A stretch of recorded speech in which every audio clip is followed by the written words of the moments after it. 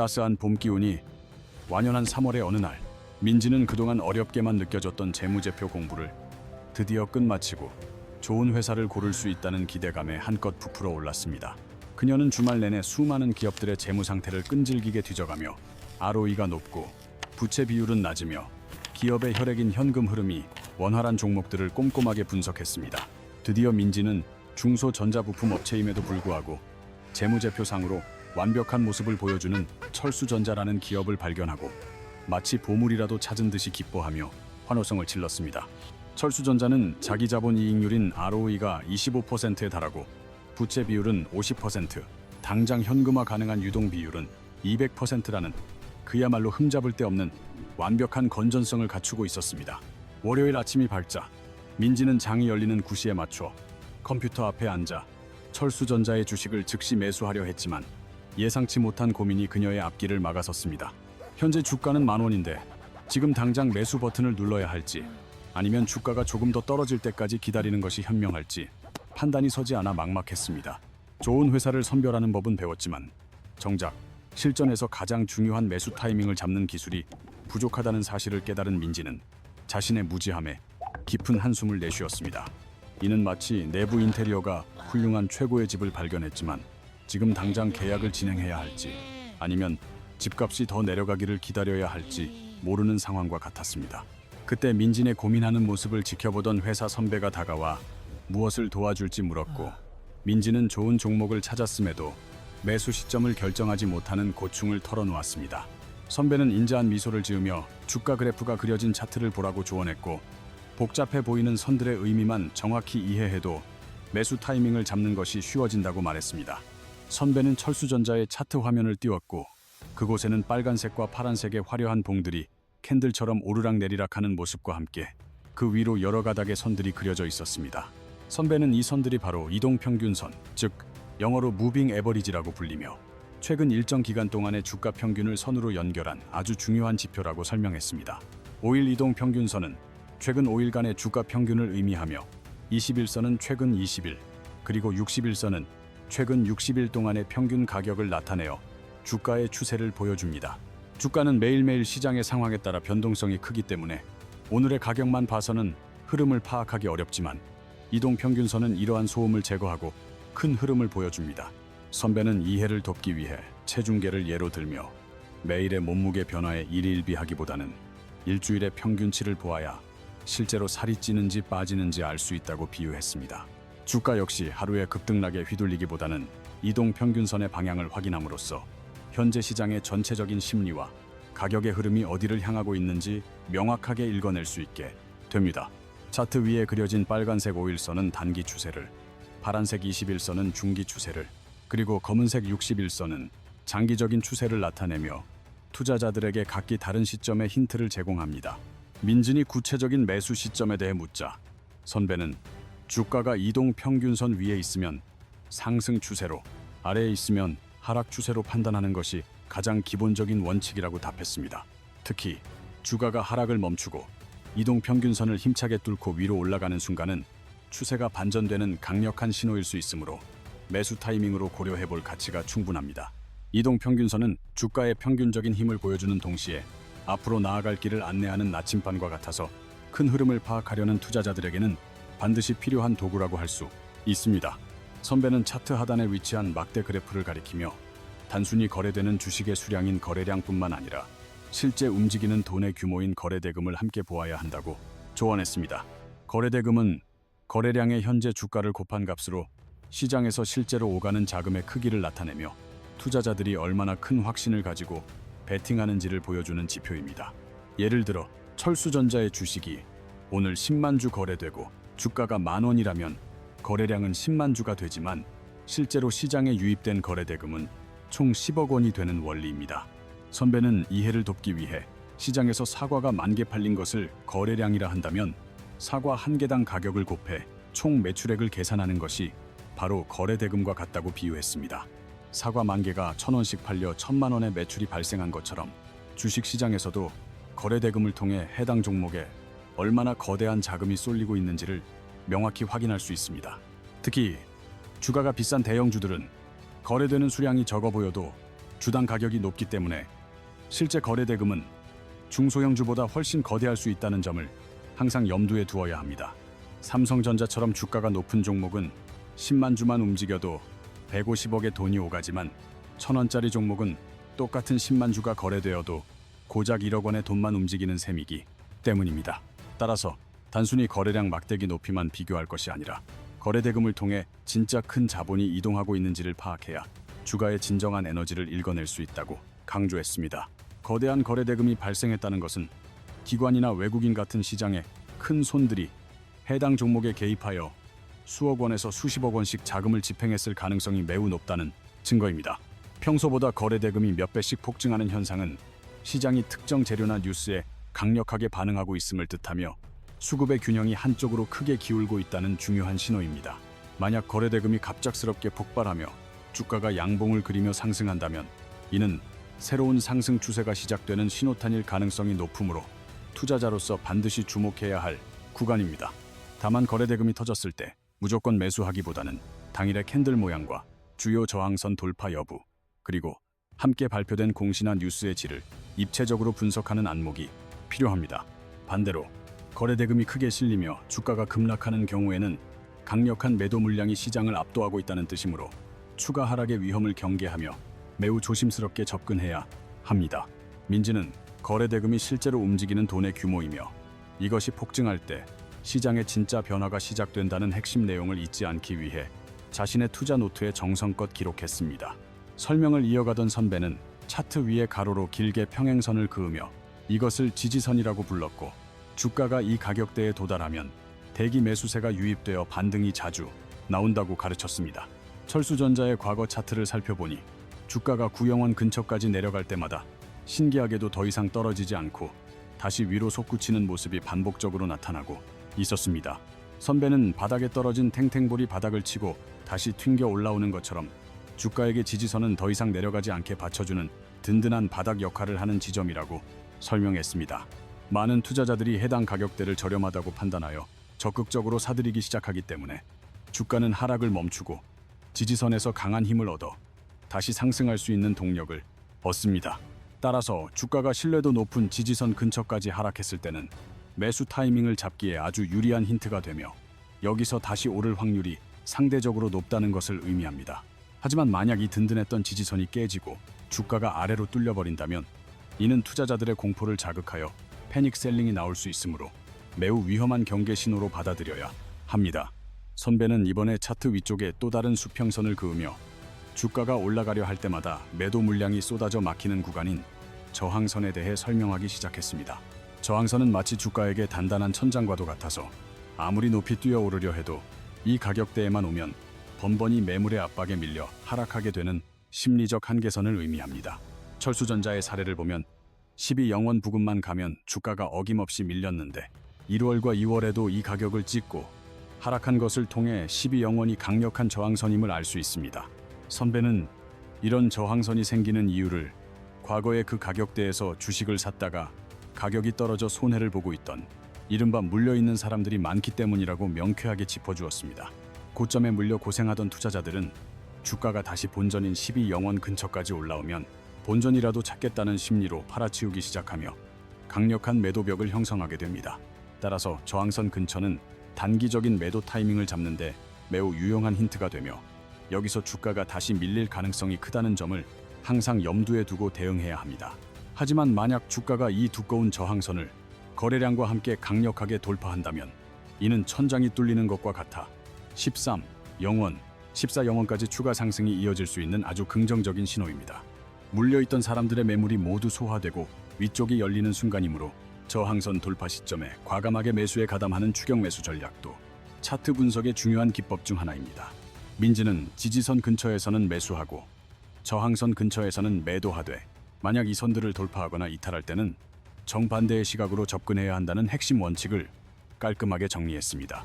이어서 선배는 이동 평균선을 다시 가리키며 빨간색 5일선이 파란색 21선을 아래에서 위로 힘차게 뚫고 올라가는 골든 크로스 지점을 찾아보라고 흥분된 어조로 말했습니다.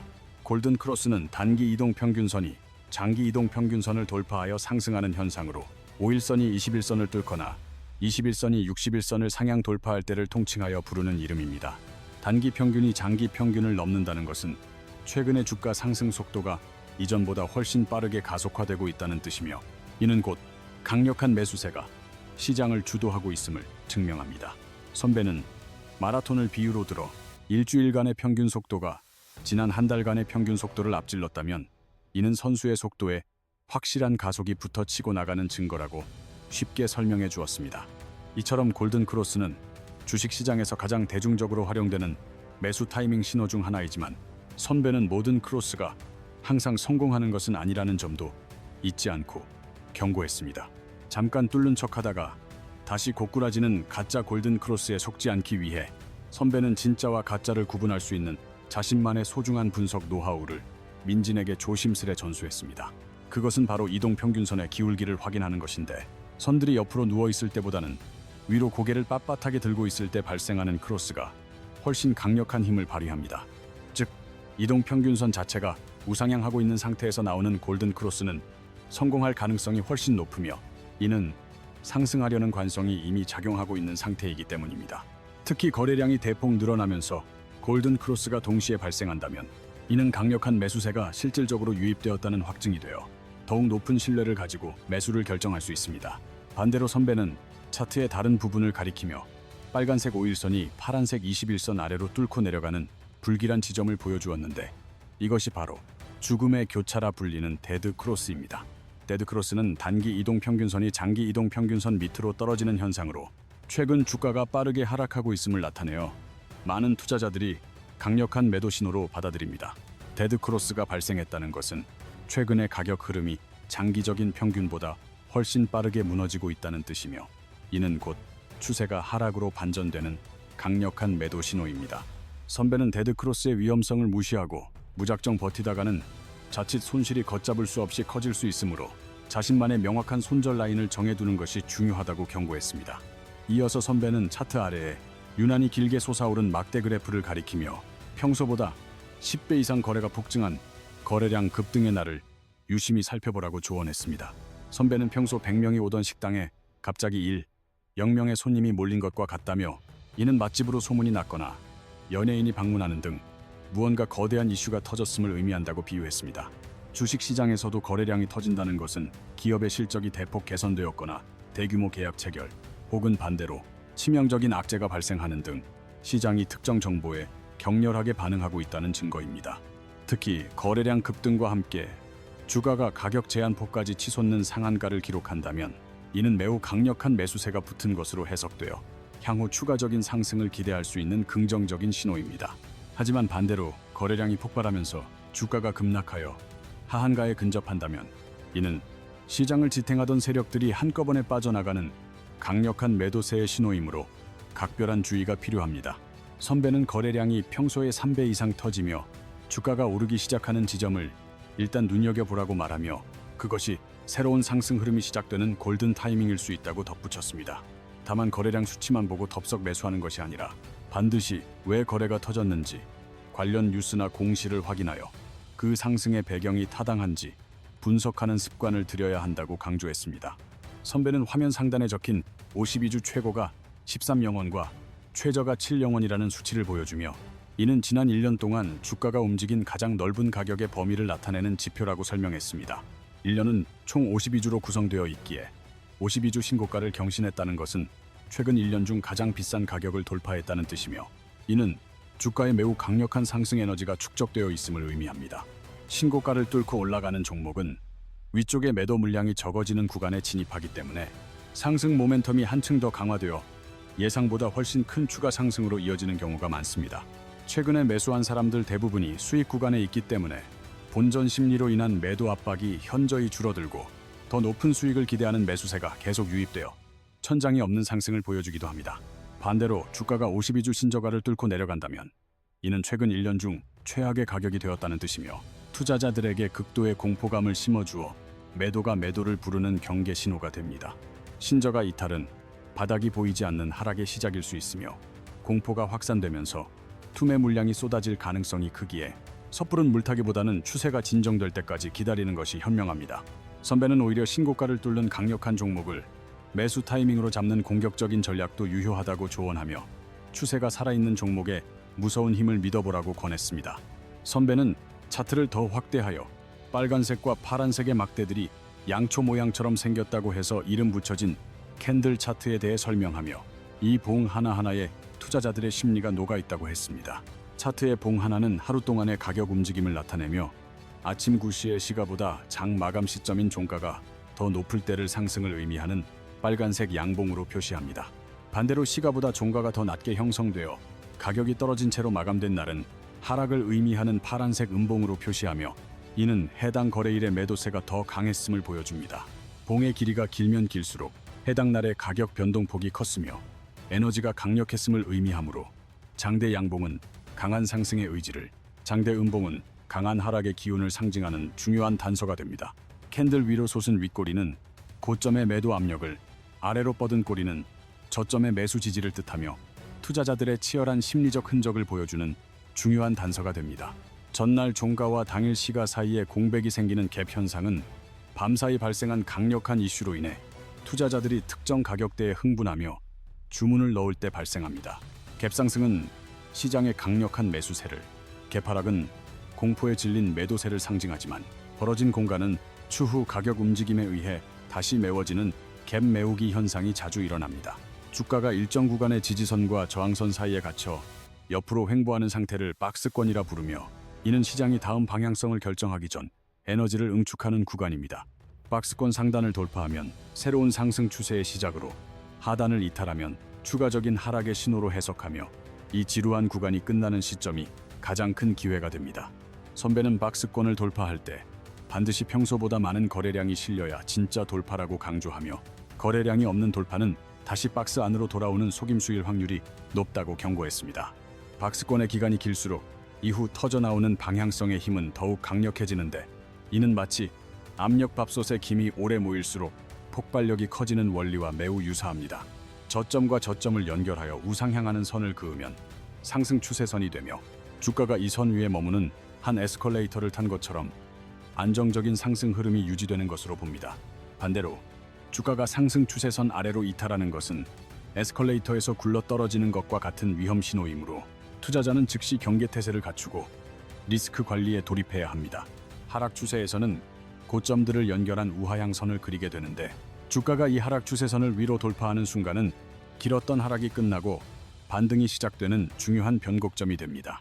이동 평균선부터 추세선까지 외울 것이 너무 많아 머릿속이 복잡해진 민진에게 선배는 처음엔 누구나 어렵지만 실전이 최고의 공부라며 따뜻한 격려의 말을 건넸습니다. 민진은 배운 내용을 바탕으로 철수전자의 차트를 다시 분석했고 현재 주가 만원이 0원 지지선 바로 위에 위치하여 매수하기에 매우 우호적인 구간임을 발견했습니다. 특히 단기 5일선이 중기 21선을 뚫으려는 골든 크로스 직전의 모습과 평소보다 2배 늘어난 거래량은 민진에게 강력한 매수 확신을 심어주기에 충분했습니다. 떨리는 손으로 100만 원어치의 매수 버튼을 누른 민진은 다음날 철수전자가 실제로 골든 크로스를 완성하며 12영원까지 급등하는 놀라운 광경을 목격하게 되었습니다. 단순히 수익이 난 것보다 자신이 배운 원칙을 지켰고 그 원칙이 시장에서 맞아떨어졌다는 사실에 민진은 형언할 수 없는 뿌듯함과 투자의 재미를 느꼈습니다.